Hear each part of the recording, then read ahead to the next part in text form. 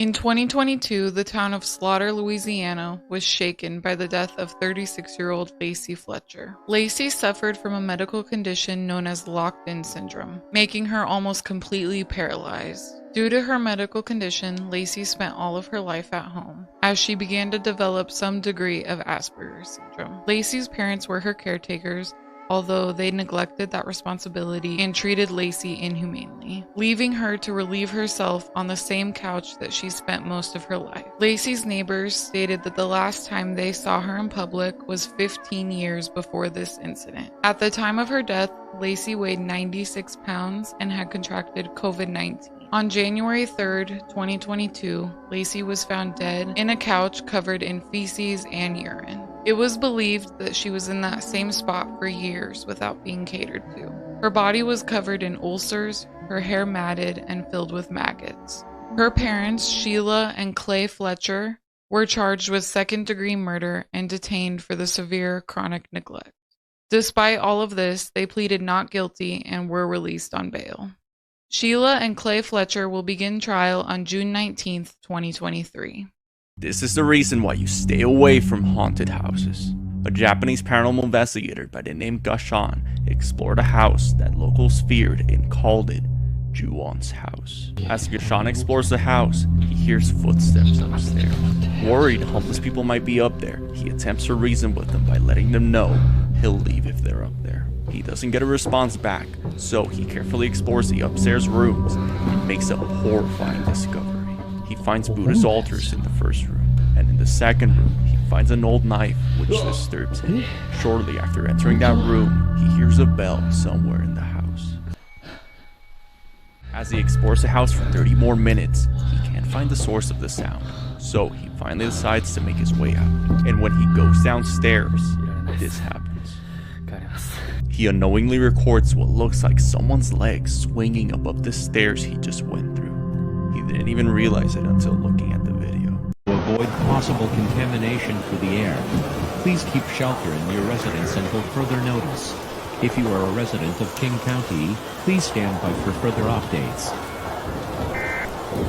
Susan Smith is making a pitch for freedom after serving 30 years in jail. In 1994, Smith was convicted of driving her two sons into a lake, and now she's getting her first chance at parole. This was one of the most notorious crimes of its time. A 22-year-old mom in South Carolina let her car roll into a lake with her children strapped in their car seats. She was convicted of 2 counts of first-degree murder in the drowning deaths of Michael, 3, and Alex, 14 months. The state requested to impose the death penalty, but the jurors rejected it. Judge William Howard then sentenced Smith to life in prison with the possibility of parole in 30 years. After nearly 30 years, Smith is now 51 years old and nearing eligibility for parole. A family member tells the Messenger that Smith feels ready to be released back into society and has been saying she's a, quote, changed woman, though she disagrees, saying, quote, she doesn't deserve to get her life back. Her first parole eligibility will be on November 4th, 2024. Breaking news, the family of the boy who went missing after jumping off of a cruise ship has went to search for him, and Bahamian officials have provided an update. 18-year-old Cameron Robbins disappeared last Wednesday after being dared to jump off of a sunset cruise in the Bahamas. A video surfaced of Cameron jumping where you could see a life preserver was thrown to him, and as he was swimming to it, he turned away because of a figure in the water. Many believe it was a shark that pulled him under. In an update earlier this week, the Royal Bahamas Defense Force said that where he went overboard is, quote, really shark infested. This week, his family visited the area he disappeared. The United Cajun Navy Vice President said that the family traveled to the Bahamas to retrace his last moments. He said, quote, it took a lot of strength for them to go out there and stay for a few days. When we offered to take them out in a boat to the area where he went overboard and some of the area they were searching, they went. He said it must have been very emotional for them, and by Sunday they decided they wanted to go home. He said that if they would have found any piece of clothing or clue, that they would have extended the 48-hour search. However, they didn't get any indication, and that is when they usually call it off. They said some of the family members included his mom, dad, brother, and sister. After visiting the search site, his family paid tribute to him by saying that he was adopted shortly after birth in November of 2004. They said he liked to participate in every competitive activity that he could find. Eventually, he chose baseball as his final love and that he was a pitcher. It has officially been 9 days since he disappeared. I'll keep you guys updated. What do you think? Drop in the comments.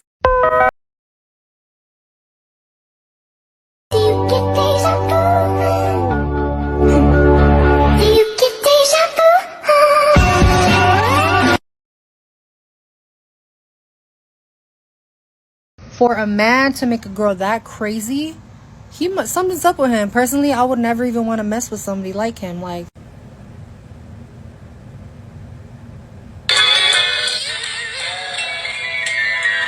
I know you don't know me, but I would never fake my disappearance if I was with you. I just know that you real educated and something about you, I don't know. I was sucking and cutting at the same time. I liked it, she revealed. She then went on to say, I didn't know what to do. Shabusiness, who was caught on tape, chuckling at different intervals during the questioning, further confessed that the first thing she took off was Therian's head. She then admitted feeling very thrilled and enthusiastic about violating his lifeless body. Detective David Graff from the Green Bay Police Department, who was one of the officers who interviewed Shabusiness, took the stand on Wednesday. He stated that Shabusiness admitted to choking Therian initially as part of foreplay, but then she enjoyed it and wanted to see what would happen. She then confessed to cuddling with Therian's decapitated body. In his words, he says, she described how she had S contact with the body in terms of playing with his private. Also, she described that she had an S toy that she placed into his mouth, and that she had also cuddled with the body. As stated by the prosecutors, Shabusiness used a dog collar to choke Therian at the Green Bay residence where he lived with his mother. After his death, she essayed him and then proceeded to dismember his body using kitchen knives. In a subsequent horrifying discovery, Therian's mother found her son's severed head and private in a bucket located in the basement of their home. Later on, investigators made more shocking discoveries as they found fragments of Therian's body scattered all over the basement.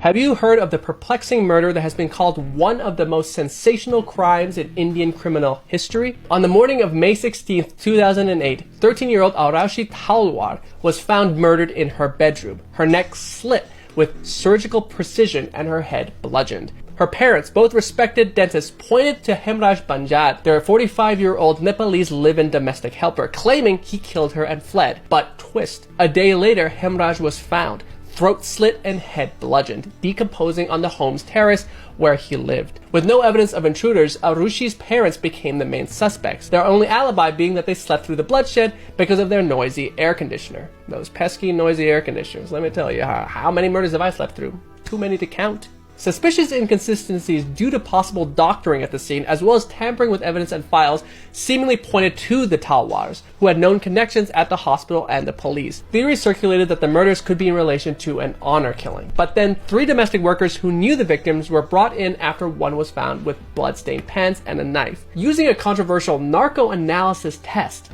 one confessed to the murders, but because the hypnotic sedative official used on him was unreliable at best and unconstitutional at worst, they were released. Arushi's parents were then back in the hot seat and convicted of double homicide and given life sentences. But in September 2017, the courts acquitted them for a lack of direct evidence. Thus, to this day, the murders of Arushi and Hemraj are still considered officially unsolved. Devastating news today as Larry Nassar was unalived in prison where he was serving hundreds and hundreds of years for doing things to children as a child predator. And the devastating news was the man's hands got cramped and tired. He could have done it so much more. I mean, this piece of trash is gone. I don't care about that. Why would anybody care about that? As a dad, I couldn't be happier that this guy's gone.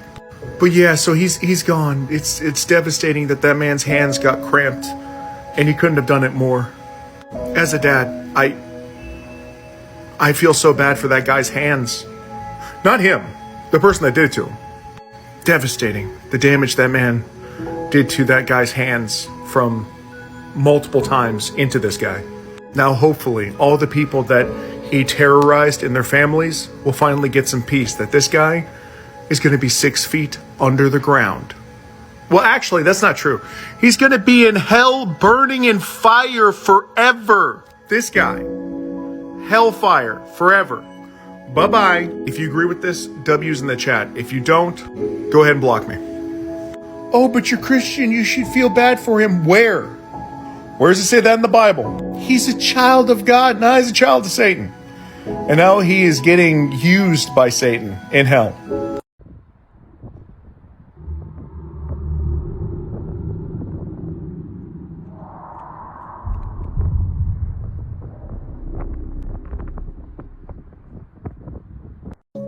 This is Cynthia Vigil. She was kidnapped and held captive for 3 days in 1999 by the Toy Box Killer.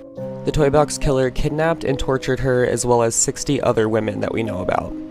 However, Cynthia is one out of just 3 survivors, and she is the last known victim of the Toy Box Killer. She was held with no food, no water, and was assaulted many, many times every day. The horrors he inflicted on her are unimaginable, and every single photo that I tried to find of his toy box, I couldn't show on TikTok because of some of the instruments he would use. Cynthia only escaped because the Toy Box Killer's wife was distracted on the phone. When she came back in the room, Cynthia hit her in the head with a lamp. Cynthia was able to run out of the trailer wearing only a dog collar and chains and alerted the police. David Parker Ray, the Toy Box Killer, as well as his wife, Cindy Hendy, were both arrested and sentenced. This is Jan Broberg, and when she was just 12 and 14 years old, she was kidnapped by a family friend. And she is a badass survivor. Her story is told in the new Peacock series, A Friend of the Family, but let's talk about some of the reasons she is such a badass survivor. Robert B. Birchtold, a friend and neighbor of the Brobergs in Pocatello, Idaho, kidnapped Jan when she was 12. He managed to keep her captive with an elaborate ruse, claiming that they had been abducted by aliens and that Jan needed to cooperate with the aliens, aka his, demands if she wanted her family to stay safe. Thankfully, he eventually brought her back, but not until she had been tormented for days. Unfortunately, B entrapped Jan's parents in such an elaborate web of trust and shame that he managed to convince them to drop the most serious charges against him. He manipulated them into continuing to let him spend time with Jan, and when she was 14, he kidnapped her again. Jan survived these horrific events though, and she is one of the most badass women ever. Recently, she helped produce this new series on Peacock called A Friend of the Family. She said that they consulted with her constantly, saying she was on set and met with all of the departments during the production, which makes this series so accurate. It is extremely powerful, and Jan said that she wanted to help create it to warn other families and prevent this from happening to anyone else. You can watch A Friend of the Family on Peacock. There are already a bunch of episodes out, and new episodes release every Thursday, and it really is an incredible series. Do you want to know the true story behind Girl in the Basement? This is Elizabeth Fritzl. She was locked in a hidden cellar in the basement of her family home for 24 years. After enduring abuse from her father for years and a couple failed runaway attempts, Elizabeth promised herself that when she turned 18, she would leave her family home and start her own life. But before that could happen, her father Joseph lured her into the basement by asking her to help him carry a door down there. They carried this door so far into the basement, it was a part of the home that Elizabeth didn't even know existed. And as she turned around to come back upstairs, her father put an ether-soaked cloth over her mouth and pushed her back into the room, leaving her unconscious. Elizabeth didn't know it at the time, but this would be where she would stay for 24 years. When Elizabeth straight up disappeared, her mother put out a missing persons report, but Joseph had a letter written by Elizabeth saying that she had left and joined a religious cult, and if they tried to find her, she would leave the country. That was only the first of many letters Joseph would force Elizabeth to write, sealing her fate. Part 2 is already up, but if you want to hear the full detailed story, go to episode 29 of my podcast called Not Today.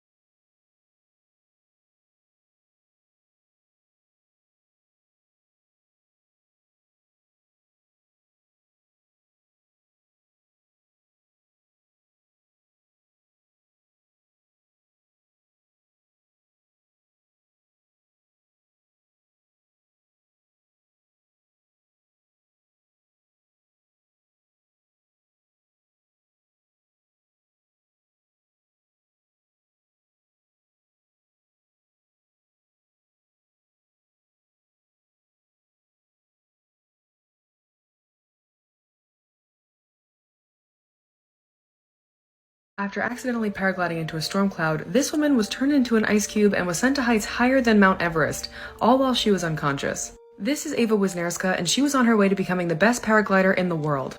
And in 2007, she was in Australia competing in a cross-country event called the XC Open. The only problem was there was supposed to be a thunderstorm that day. But in paragliding, if you get caught in a thunderstorm, that could be deadly. Ava and her team had decided they would take off later in the day, but that was a risky move because the storm cloud would be forming around that time. But she was definitely underestimating this storm.